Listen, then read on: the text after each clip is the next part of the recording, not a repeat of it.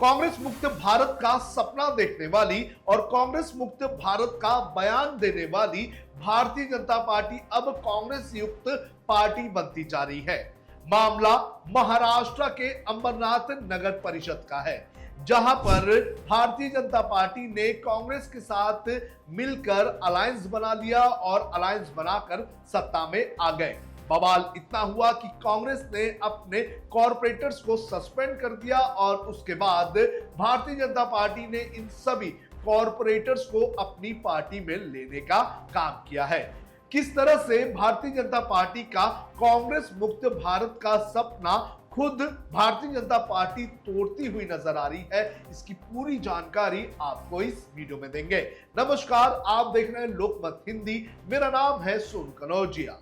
देश की आर्थिक राजधानी मुंबई से लगभग 60 किलोमीटर दूरी पर है अमरनाथ शहर और यहां के नगर परिषद के चुनाव दिसंबर के महीने में हुए थे।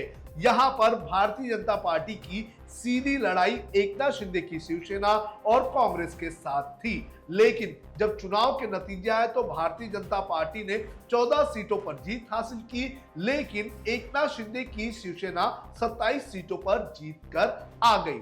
अगर नैतिकता के तौर पर देखा जाता तो भारतीय जनता पार्टी का अलायंस एकनाथ शिंदे की शिवसेना के साथ होना चाहिए था, लेकिन भारतीय जनता पार्टी ने यहां पर नैतिकता को साइड में रखते हुए कांग्रेस के साथ अपना गठबंधन कर लिया।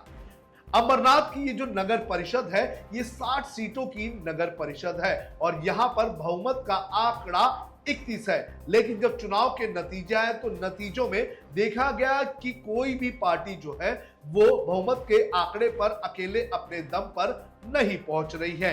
एकनाथ शिंदे के साथ बीजेपी ने जाने पर पूरी तरह से इनकार कर दिया, जिसके बाद बीजेपी ने कांग्रेस के साथ बातचीत की और कांग्रेस के साथ मिलकर अमरनाथ विकास अघाड़ी नाम का एक अलायंस बना दिया। 31 तारीख को यह बैठक हुई और इसके बाद 1 तारीख को जो अलायंस है उस पर मोहर लगा दी गई और 4 तारीख को इसकी जानकारी सार्वजनिक की गई और जब ये जानकारी सामने आई तो हल्ला मच गया।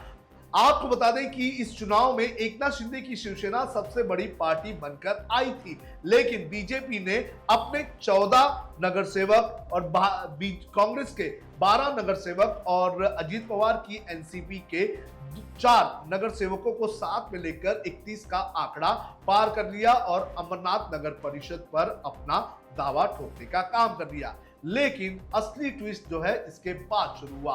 जैसे ही ये खबर सामने आई तो कांग्रेस ने एक बयान जारी किया, एक लेटर जारी करते हुए अपने सभी 12 जो पार्षद थे उन्हें सस्पेंड करने का काम कर दिया। लेकिन इसमें ट्विस्ट उस वक्त आ गया जब भारतीय जनता पार्टी ने इन सभी नगर सेवकों को अपनी पार्टी में शामिल कर लिया।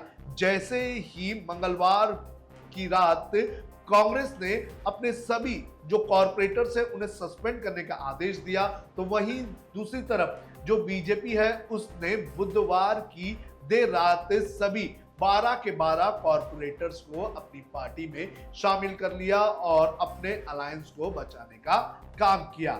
तो जहां एक तरफ भारतीय जनता पार्टी यह कहती थी कि वो कांग्रेस मुक्त भारत बनाना चाहती है, कांग्रेस खत्म करना चाहती है, तो अब यह देखा जा रहा है कि कांग्रेस के लोगों को अपनी पार्टी में शामिल करके भारतीय जनता पार्टी जो है वो कांग्रेस मुक्त भारत बनाने का काम कर रही है। आज स्थिति ऐसी है कि कई सारे बड़े कांग्रेस के जो नेता हैं वो भारतीय जनता पार्टी में शामिल हैं।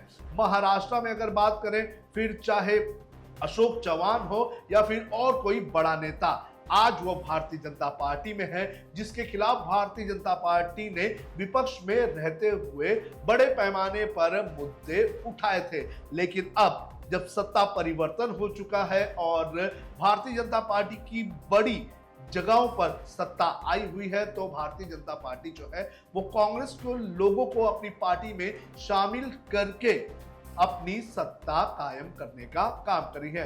तो लोगों में सवाल ये उठ रहा है कि ये किस तरह से कांग्रेस मुक्त भारत है, बल्कि ये तो कांग्रेस युक्त भारत है, जिसमें ज्यादा से ज्यादा लोग जो हैं वो कांग्रेस से आयात करके लाया जा रहा है। आपका इस पूरे मामले पर क्या कहना है, आप हमें कमेंट करके जरूर बताएं।